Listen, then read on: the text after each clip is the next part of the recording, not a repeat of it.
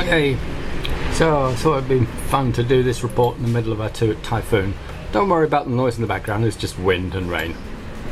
Okay, so this is a belt algorithm, a belt generating algorithm which I've created in Python using pyopenscad, which auto generates output for SCAD, which then you can use to generate STLs. Okay, so in this case here, I've got 5 bearings. Now, what I've started off with is a fake bearing here, which I'm starting specifically from this point in order to demonstrate what's going on.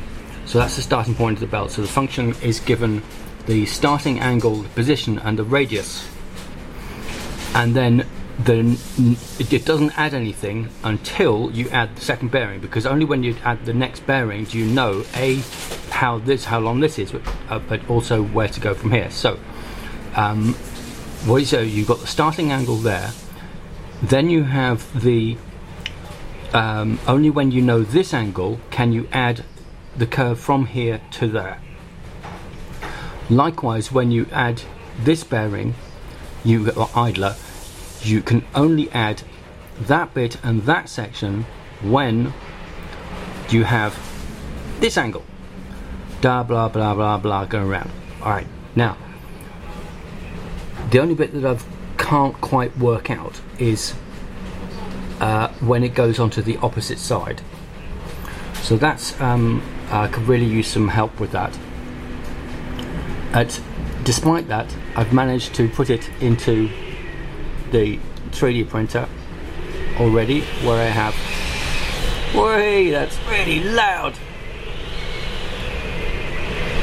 Here we started off with just a fake bearing of only 2 millimeters in diameter. So then specified this bearing here, so it's going round. So it generates the belt section there up to that point when adding this one. Then off it goes round to, we're following the red trail, follow the rabbit trail.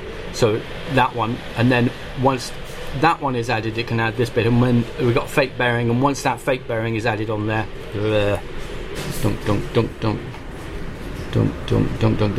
here you can add the next section. And I tell you, this so massively simplifies the whole thing. Now, the reason why I was doing this is because I've actually got 2 belts back to back here.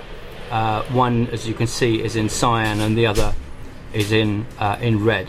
So they are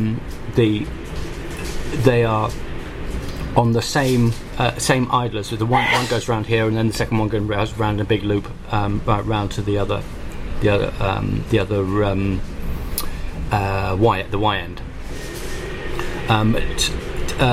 The fact that just doing this, I mean, no, if you didn't have this function, I would have had to calculate this thing. So this one is 6 millimeters. The red one is 6 millimeter radius around here, and then holy cow, the cyan one is a 7 millimeter radius, taking into account the fact that it's back to back with the other one, and the positioning of these is not completely square.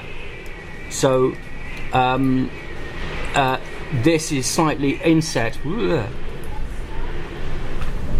This one is slightly inset from where it originated, so it comes in at an angle like this. And having to calculate those kind of things manually, I mean, it was ridiculous. But I was actually doing it entirely doing those calculations by hand earlier. Anyway, so I'm very pleased with this function. I could really use some help with that when it goes onto the back of the belt, so that I calculate that. The actual amount of code that's used is tiny. You can see there's a diff there. You just literally set the bolt profile being 6 millimeters high, belt 1 millimeter wide. Set the starting position, add each bearing, add bearing, finish belt. That's it. You're done. Finish a belt function is just a helper function which actually calculates the polygon that can construct and use the belt. So, thank you very much.